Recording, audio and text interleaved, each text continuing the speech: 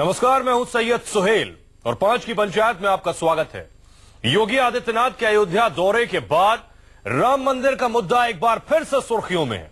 जी हां, अपने अयोध्या दौरे पर मुख्यमंत्री ने कहा कि अयोध्या ने देश को पहचान दी है। योगी ने कहा कि उन्हें उम्मीद है कि राम मंदिर पर हल जरूर निकलेगा। आगे उन्होंने कहा कि मैं अयोध्या आता रहा हूं और आता रहूंगा। अपने अयोध्या दौरे पर सीएम योगी साधु संतों से भी मिले। अब सवाल है कि क्या योगी राज में राम मंदिर का रास्ता साफ हो रहा है या योगी राज में बार बार मंदिर के मुद्दे को हवा दी जा रही है। 5 की पंचायत में हम इसी मसले पर बात करेंगे। आज का हमारा सवाल है, सुप्रीम कोर्ट के फैसले से पहले मंदिर की रट क्यों लगा रहे हैं योगी? क्या योगी के कहने पर दोनों पक्ष बातचीत करेंगे? दिन प्रतिदिन बहुत शीघ्र सुनवाई के लिए कोई फास्ट ट्रैक कोर्ट की व्यवस्था सुप्रीम कोर्ट अपने स्तर पर भी तैयार करने जा रही है। संवाद से समाधान हो अच्छा होगा और इस संवाद को बनाने के लिए दोनों पक्षों को आपस में मिलना चाहिए। जिस दिन अयोध्या में राम जन्मभूमि विवाद का समाधान संवाद से करेंगे, दुनिया की वे ताकतें जो भारत को मजबूत नहीं होने देना चाहती हैं, उनके लिए सबसे बड़ा शोक का दिन होगा वह जिस दिन राम जन्मभूमि में समाधान हम संवाद के माध्यम से निकालेंगे। आज भी आप चले जाइए, पूरी दुनिया के अंदर भारत की पहचान राम और बुद्ध के आधार पर पूरी दुनिया के अंदर देखी जा सकती है और हम सबको इस बात पर गौरव की अनुभूति होनी चाहिए कि दुनिया के अंदर भारत की एक नई पहचान के रूप में, भारत की ऋषि परंपरा के प्रसाद के रूप में योग को दुनिया के अंदर भारत के आदरणीय प्रधानमंत्री श्री नरेंद्र मोदी जी ने प्रस्तुत किया है। हम सबको इस पर गौरव की अनुभूति होनी चाहिए। योगी आदित्यनाथ को आपने सुना। हमारे साथ बहुत ही खास मेहमान, हमारे साथ बीजेपी प्रवक्ता गोपाल कृष्ण अग्रवाल साहब, कांग्रेस प्रवक्ता आलोक शर्मा साहब और वीएचपी प्रवक्ता विजय शंकर तिवारी जी, चेयरमैन राब्ता काउंसिल से मौलाना अब्दुल रहमान आबिद साहब। आप सभी का बहुत बहुत स्वागत है। मौलाना साहब, आपसे ही शुरू करते हैं। योगी आदित्यनाथ कह रहे हैं संवाद से समाधान होगा। आखिर सुप्रीम कोर्ट के फैसले से पहले क्यों राम मंदिर की रट? जवाब को अगर मैं एक सवाल ही से शुरू करूं कि आखिर ये बार बार बातचीत का नाम लेकर के क्यों इस माहौल को गरमाया जाने की कोशिश। इस सिलसिले में इससे पहले जब सुप्रीम कोर्ट के चीफ जस्टिस ने एक सुझाव दिया था कि साहब दोनों फरीक बैठकर के आपस में बातचीत कर लें, तमाम नेशनल टीवी चैनल्स पर बार बार डिबेट्स हुई, हम भी बहुत से डिबेट्स में शामिल रहे, पर्सनल बोर्ड भी रहा। मुस्लिम पक्ष ने पूरी तरह से इस बात को बहुत क्लियर कर दिया है कि भाई इस मसले में चूंकि सामने वाला जो फरीक है वो अपनी शर्तों पर बातचीत चाहता है और वो ये चाहता है कि साहब बातचीत करके आप हमें बाबरी मस्जिद की जगह दे दो ताकि हम उस पर जो है अपने सपनों के मुताबिक राम मंदिर तामीर कर लें। ठीक है तिवारी साहब, और ये अधिकार शरीयत के एतबार से किसी भी मुसलमान को नहीं है कि वो एक मस्जिद की जगह को किसी भी दूसरे पर्पज के लिए किसी और को देने का अधिकार रखता हो। ये किसी भी बड़े से बड़े मुसलमान को या बड़ी से बड़ी मुस्लिम जमात को भी अधिकार। लेकिन ये आप कैसे कह रहे हैं सर? सऊदी अरब में बहुत सी मस्जिदों को हटाया गया है और दूसरे कंस्ट्रक्शन वर्क के लिए। सऊदी अरब कोई शरीयत नहीं है तो भारत में भी शरीयत नहीं है? सुन लीजिए ना, हम तो शरीयत के फॉलोअर है ना। सऊदी अरब। तिवारी साहब, मेरा सवाल आपसे, तिवारी साहब मेरा सवाल, मौलाना साहब जो कह रहे हैं, जुमला और रह गया मेरा में एक बात। हमने बार बार ये बात कही है, तमाम पर्सनल बोर्ड से लेकर के तमाम मुस्लिम तंजीमों ने, लीडरों ने, मजहबी क़यादत ने भी और सियासी क़यादत ने भी, कि इस मसले का बेहतरीन हल ये है कि day by day supreme court में इस मसले की सुनवाई होकर के वहां से जो भी फैसला हो जाए वो दोनों फरीक को मान्य होना चाहिए। मौलाना साहब का ये कहना है कि योगी भले ही कहें कि बातचीत से मसला सुलझाइए, लेकिन आप जब बातचीत के लिए जाते हैं तो अपना माइंड मेकअप करके जाते हैं। आप अपनी बात को रखने के लिए जाते हैं, दूसरे को सुनने नहीं जाते। देखो एक बात समझनी चाहिए, मुझे थोड़ा समय देंगे क्या? बिल्कुल। देखो ऐसे एक वैज्ञानिक एडिसन का नाम सुना होगा आपने, तो उन्होंने बैटरी बनाने की कोशिश की, 100 बार बनाने के बाद वो नहीं बना पाए, तो उन्होंने कहा कि लोगों ने कि भाई आपको कैसा लग रहा है? उन्होंने कहा लग तो अच्छा नहीं रहा। बोले परिणाम? बोले लेकिन एक बात पक्की है, मुझे ये पता चल गया कि 100 ऐसे प्रकार हैं जिनसे बैटरी नहीं बन सकती, ये मेरी सफलता है। तो कुल मिलाकर के वर्षों से 70 वर्ष तो आजादी के हो गए, मुझे 2 प्रकार ऐसे जरूर लगते हैं जिनसे मंदिर नहीं बन सकता है।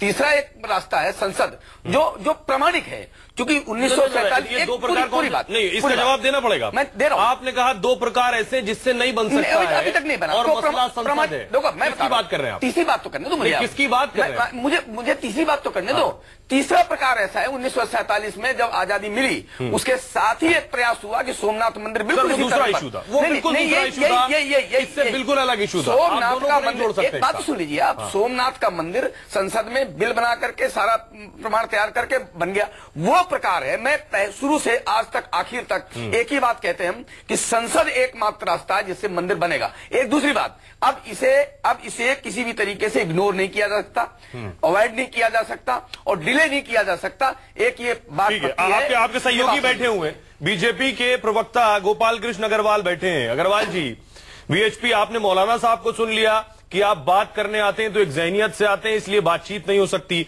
वीएचपी का कहना है एक ही रास्ता है, आप संसद में कानून बनाइए, आपके पास मेजॉरिटी है सर, लोकसभा में भी राज्यसभा में भी आप मजबूत हो गए, उत्तर प्रदेश में तो मजबूत ही हैं आप। देखिए, हमारा पक्ष बहुत क्लियर है, शुरू से क्लियर है कि हम लोग राम मंदिर चाहते हैं, अयोध्या में राम मंदिर बने, यह देश की। वीएचपी कह रही है सर आप संसद में कानून बनाइए। आप सुनिए मेरी बात। और अभी अमित शाह जी ने, हमारे अध्यक्ष जी ने बहुत स्पष्ट कहा था कि हमारा यह मानना है कि राम मंदिर बनना चाहिए, लेकिन हमारे लिए यह भी उतना ही आवश्यक है कि कानून के तहत बन जाए और कानून वहां पे कानून के तहत फैसला हो इस बारे में।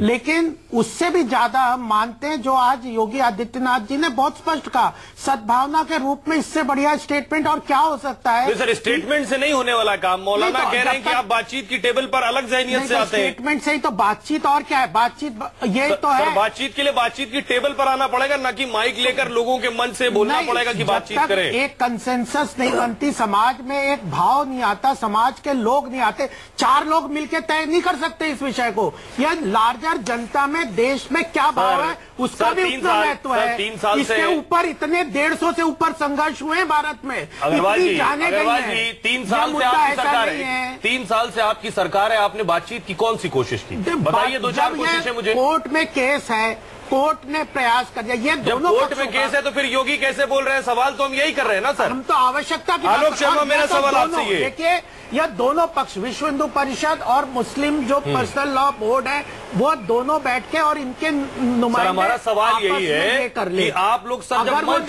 सर सवाल क्या, बुनियादी सवाल ये है कि आप लोग दरअसल जब मंच पर खड़े होते हैं और हजारों की पब्लिक होती है तो वहां पर आपका इस तरह का बयान देना कई बार मजबूरी हो जाता है। जैसे ही आप बातचीत की टेबल पर आते हैं तो दरअसल दूसरे फैक्ट्स और प्रूफ और सवालों के साथ आते हैं। एक बात, मेरा सवाल आलोक शर्मा से, छोटी सी, क्या जब मंच पे आप आ रहे हैं तो 3.5 साल से आपने बातचीत क्यों नहीं शुरू की? सर मैं सवाल ये कर रहा हूं, को भी तो ले जाना है। 3.5 साल से आपने बातचीत क्यों नहीं शुरू की? इस देश की जन भावना राम मंदिर के पक्ष में है, 3.5 साल से, तो क्या हम नहीं बोलेंगे? बिल्कुल, 3.5 साल से आपने बातचीत क्यों नहीं शुरू की? आलोक शर्मा, आखिर क्यों? पक्ष बताएंगे ना, हम थोड़ी बात के इससे। सर आप ही कह रहे हैं कि संवाद से ही समाधान संभव है। हाँ, अच्छा है, नहीं है सुब्रमण्यम तो कोर्ट का संभव है। आलोक शर्मा, कि क्या सुप्रीम कोर्ट के फैसले से पहले सवाल हमारा यह है कि राम मंदिर की रट क्यों लगा रहे हैं योगी?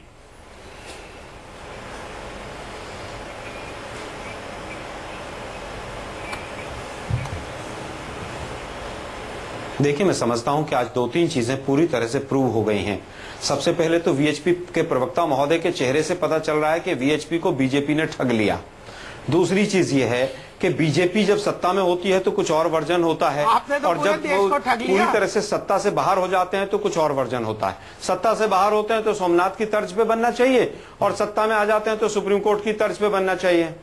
अरे सर आप सुन लीजिए ना जरा, सुन लीजिए जरा, बहुत इंपॉर्टेंट मुद्दा है, आप लोगों ने बहुत दिन तक भुना लिया है, सुन लीजिए जरा शांति से। अगर सुप्रीम कोर्ट को ही फैसला करना है तो बीजेपी क्या करेगी फिर? और दोनों पक्ष टेबल पे बैठ के, अरे सर अग्रवाल साहब देखिए मैं बीच में नहीं बोला था, संक्षेप में मैं कह रहा हूं कि अगर दोनों पक्ष बैठ के टेबल पे कर ही लेंगे तो बीजेपी क्या झक मरवाएगी क्या? फिर बीजेपी क्यों पत्थर भिजवाती है? फिर सुब्रमण्यम स्वामी क्यों ऊट पटांग? अरे सब ऊट पटांग क्यों वहां पर किस तरह के बयान देते रहते हैं सुब्रमण्यम स्वामी? नवंबर में बनना शुरू हो जाएगा, किस आधार पे कहते हैं? आपने जेड कैटेगरी की सिक्योरिटी दे दी, उनको सांसद बना दिया। अरे भाई, संवैधानिक चीजों का तो कम से कम ख्याल रखिए आप लोग। आप मुझे केवल ये बता दीजिए कि आपने अभी 4 महीने 6 महीने पहले यूपी के चुनाव से पहले मैनिफेस्टो में भी रखा कि हम मंदिर बनाएंगे, और उसके बाद आज तक विधानसभा में राम मंदिर का जिक्र नहीं हुआ यूपी में। तो यूपी की जनता को क्यों ठगा आपने? मोदी साहब के आपने जो 2014 का मैनिफेस्टो था उसमें भी था ये। उसके बाद आज तक मोदी साहब ने अपने मुंह से राम मंदिर शब्द का नाम नहीं लिया। मैं इसलिए कह रहा हूं कि बीएचपी जो है आज अपने आप को ठगा हुआ महसूस कर रही है। आप मुझे केवल ये बता दीजिए, कांग्रेस कहती है कि सुप्रीम कोर्ट का जो निर्णय होगा वो हमें मान्य होगा, आप भी यही कहते हैं। फिर इसमें हमारी और आपकी उसमें फर्क कहां है? केवल ये फर्क है कि आप इस मुद्दे को राजनीति जब होती है उसमें भुनाते, हम नहीं भुनाते। इसीलिए आपको कम्युनल कहा जाता है। इसीलिए कहा जाता है कि रामचंद्र जी को भी आप लोगों ने ठग लिया। मंदिर वहीं बनाएंगे पर डेट नहीं बताएंगे, ऊट पटांग भाषण देंगे, ऊट पटांग बयानबाजी करेंगे, लेकिन हम मंदिर नहीं बनाएंगे। मंदिर सुप्रीम कोर्ट बनाएगा। 3.5 साल से सुप्रीम कोर्ट में डेट नहीं लगी है। और मुझे बता दीजिए, केंद्र सरकार की तरफ से एक भी चिट्ठी गई हो सुप्रीम कोर्ट में कि इसके ऊपर जल्दी से जल्दी डेट लग जाए? कोर्ट में केंद्र एक बात बता दीजिए, आपने लोकसभा में बिल क्यों नहीं पेश किया? अगर आप उसके लिए पूरी तरह से राम मंदिर बनाने के लिए आप कटिबद्ध हैं तो लोकसभा में बिल क्यों नहीं लाते आप? बेकार। हाँ जी आलोक जी, योगी आदित्यनाथ का कहना है कि संवाद से समाधान है, बातचीत से समाधान निकल सकता है। क्या आप इसे पॉजिटिवली लेते हैं इस ओर कि वो चाहते हैं कि बातचीत के जरिए ही मसले का हल हो? ये बात अलग है कि मुख्यमंत्री नहीं थे उस वक्त क्या बयान देते थे वो अलग है, लेकिन आज वो कह रहे हैं कि बातचीत के जरिए सॉल्यूशन आ सकता है।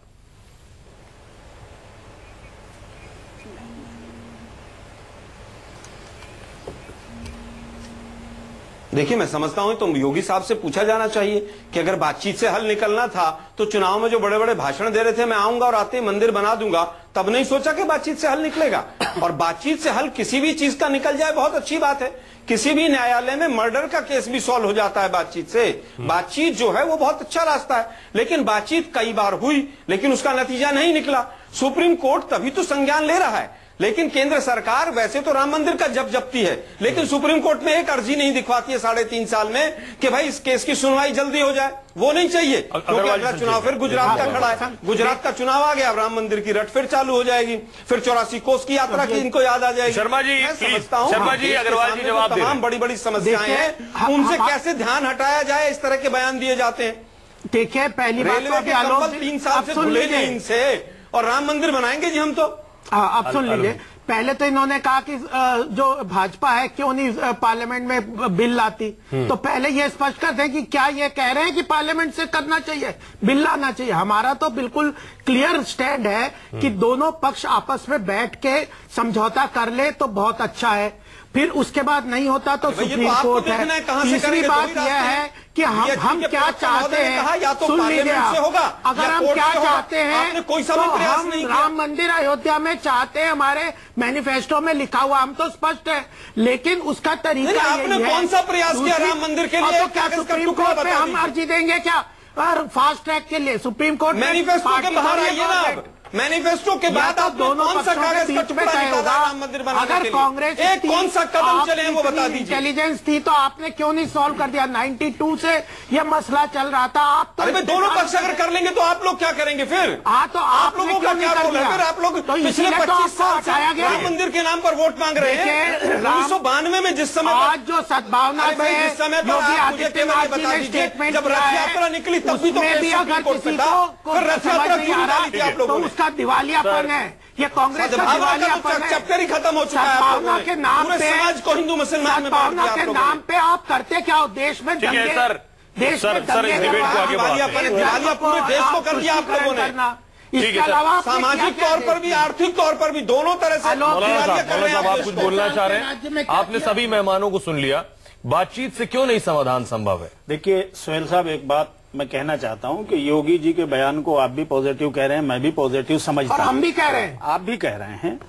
इसको कांग्रेस को नहीं समझ इसको अल्फाज जो बयान में उन्होंने इस्तेमाल किए हैं यकीनन वो पॉजिटिव हैं, लेकिन उसका आखिरी हिस्सा जब आप सुनते हैं तो वो कहते हैं कि नहीं मंदिर बनाने के लिए वो जगह बातचीत से दे दी जाए।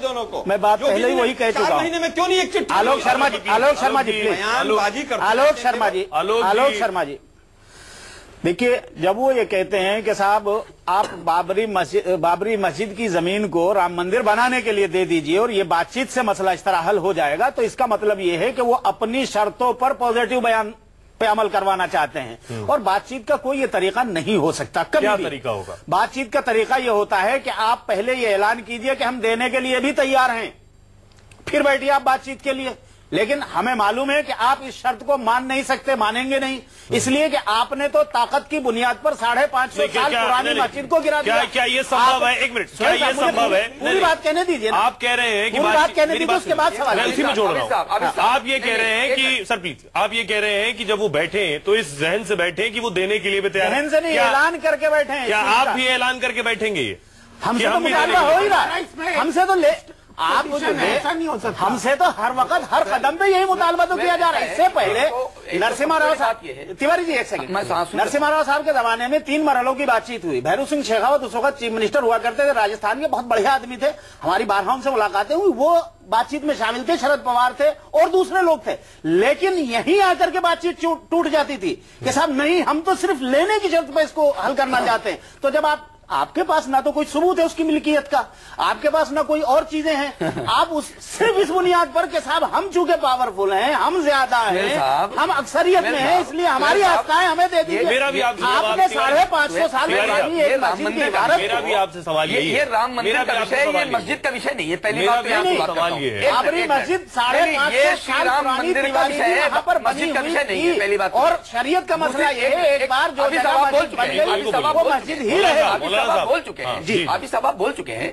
ये माननीय तीनों जजों ने जब निर्णय आया था 2010 में, एक बात पर सहमत थे कि ये 1528 से पहले यहाँ एक हिंदू भवन था जिसको तोड़कर टूटा और उसके मलबे से जो ये ढांचा बना। नहीं, तो नहीं, आप देख लेना, देख लेना। फैसला ये नहीं है, बल्कि फैसला ये है कि साहब तीनों मस्जिद की बात की जा रही है, दे दिया जाए, एक करनी चाहिए जो मस्जिद की बात की जा रही है। इलाहाबाद हाईकोर्ट का जो फैसला है, अभी साहब रुक जाइए, आप चुप, आप बोल रहे थे, आप गलत बोल रहे थे, झूठ बोल रहे थे, हाईकोर्ट के फैसले को आप गलत बताएंगे, बोलना पड़ रहा है, मैं नहीं बोलता। तिवारी जी, आप क्या इस हक में है, आप क्या इस हक में है कि अगर एक टुकड़े को 3 हिस्सों में बांट दिया तो उसी में मस्जिद और मंदिर दोनों बन जाए? एक बात समझ लीजिए, आप एक बात सुहेल साहब समझ लीजिए, ये टुकड़ों का मामला नहीं है, ये भगवान राम के जन्मभूमि का मामला है। और जन्मभूमि इस देश के क्या दुनिया भर में जो हिंदू हैं, जो हाईकोर्ट के ऑर्डर की मैं बात कर रहा हूं। आप ये बताइए, हाईकोर्ट के ऑर्डर ये बताइए, आस्थाओं पर अगर आस्थाओं पर इस प्रकार निर्णय करना शुरू कर देंगे तो सुप्रीम कोर्ट ने सर ऐसे ही निर्णय लिया ना?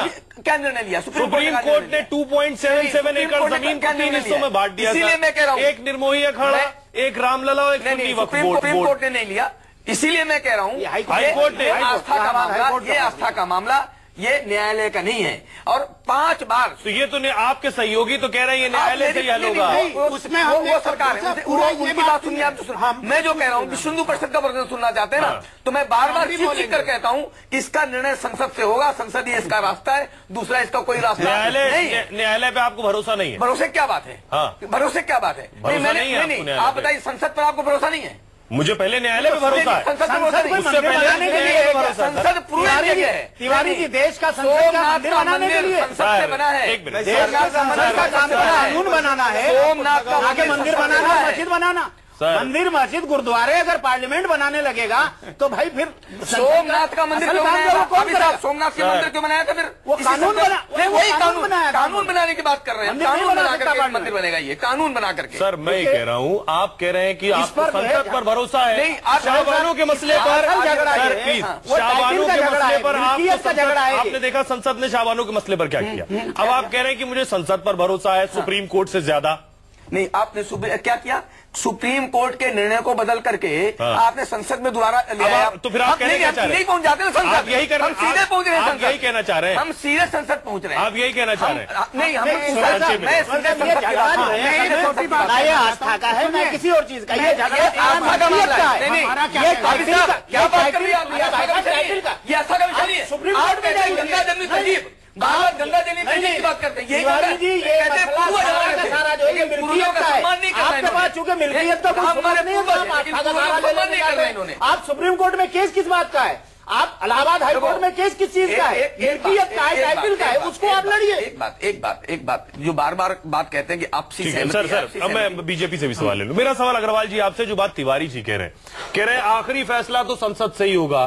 सर आपके सहयोगी हैं, हर मामले में आपका साथ देते हैं, कहीं तो आप इनके साथ खड़े हुई आके ये कह रहे हैं कि सुप्रीम कोर्ट से ज्यादा यकीन इन्हें संसद पर है, आप संसद में कानून क्यों नहीं ला रहे? नहीं, देखिए पहली बात कि जब देश की 85% जनसंख्या का कोई मन में भावना है, उसको आप इस डेमोक्रेसी में उसको महत्व देंगे या नहीं? तो हमारे लिए सुनिए पूरी बात क्यों नहीं आ रहा? मैं बात जो कह रहा हूं तो उसकी भावनाओं का महत्व भी हम समझते हैं, तो हमारे मैंडेट को भी समझते हैं, जिसपे हम इलेक्शन मैनिफेस्टो में लिखा है। आप एक और बात सुप्रीम कोर्ट में नहीं, जो सवाल कर रहा हूं, जो बात वीएचपी कह रहा है, वीएचपी कह रहे हैं आप संसद में कानून लाइए। अब आपको देश ने इतनी बड़ी सर मेजोरिटी दी है, इससे बड़ी आपके पास तो मेजोरिटी नहीं हो सकती। आप लोग जनता की भावना का जो सुप्रीम कोर्ट में अभी केस है, हम कह रहे हैं कि जो राम मंदिर जो बनेगा उसके लिए सुप्रीम कोर्ट का जो फैसला होगा उसको महत्वपूर्ण लेके ही आगे बढ़ा जाएगा। नहीं फिर उसी के हिसाब से सरकार अभी मेरी पूरी बात होने दीजिए सर, सबको वक्त देना। सहमति अगर नहीं होती आपस में, और जो इन्होंने कहा है क्या फैसला देगा, सुप्रीम कोर्ट क्या फैसला देगा कि वहाँ पे राम सुब्रमण्यम स्वामी साहब नहीं हुआ था, उसके सुप्रीम कोर्ट का डिसीजन पहले मंदिर आ गया तो उसको पलट देंगे। मालिकाना हक पे ही जो फैसला देगा, वहाँ पे राम जन्म हुआ था कि नहीं ये सुप्रीम कोर्ट तय नहीं कर सकता। इस मुद्दे पे सुप्रीम कोर्ट के ऊपर गया। आपकी बात बड़ी इंपॉर्टेंट बात कह रहे हैं। हाँ बिल्कुल, मैं बहुत महत्वपूर्ण बात कह रहा हूँ। नहीं, ये जो राम जन्मभूमि है, सुन लीजिए, राम जन्मभूमि का मुद्दा जो है वह देश की 85% जनसंख्या की भावनाओं से भी है। राम मंदिर और अगर वो वहाँ पे राम मंदिर चाहते हैं, अग्रवाल जी अभी आपने क्या कहा? अग्रवाल जी और सुप्रीम कोर्ट में राम जन्म हुआ या नहीं इसका पार्लियामेंट भाग रहे हैं, अपनी जिम्मेवारी कहीं नहीं हो सकता है कि वहाँ पे पहले मंदिर था या नहीं। ये तीनों मुद्दों का महत्वपूर्ण समावेश आज फैसला करेगा। सर आज मुझे लगता है पहली बार न्यूज 24 पर किसी पार्टी के प्रवक्ता ने कहा है कि सुप्रीम कोर्ट ये फैसला नहीं दे सकता है कि वहां राम का जन्म हुआ या नहीं हुआ, वो दरअसल मिल्कियत पर फैसला करेगा, मालिकाना हक पर फैसला करेगा, ये आपने कहा। आलोक शर्मा सिर्फ 10 सेकंड, वक्त खत्म हो गया।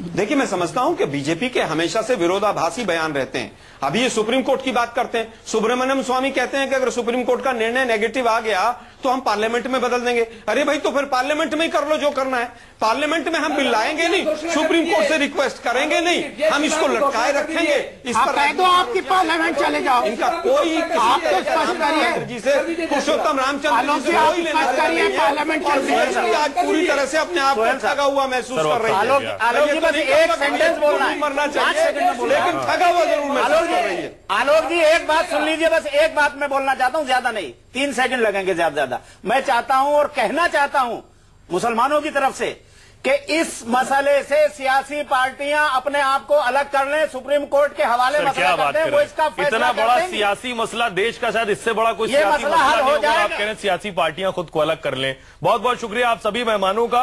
तो कहा यह जाता है सियासतदानों की तरफ से कि संवाद ही समाधान है।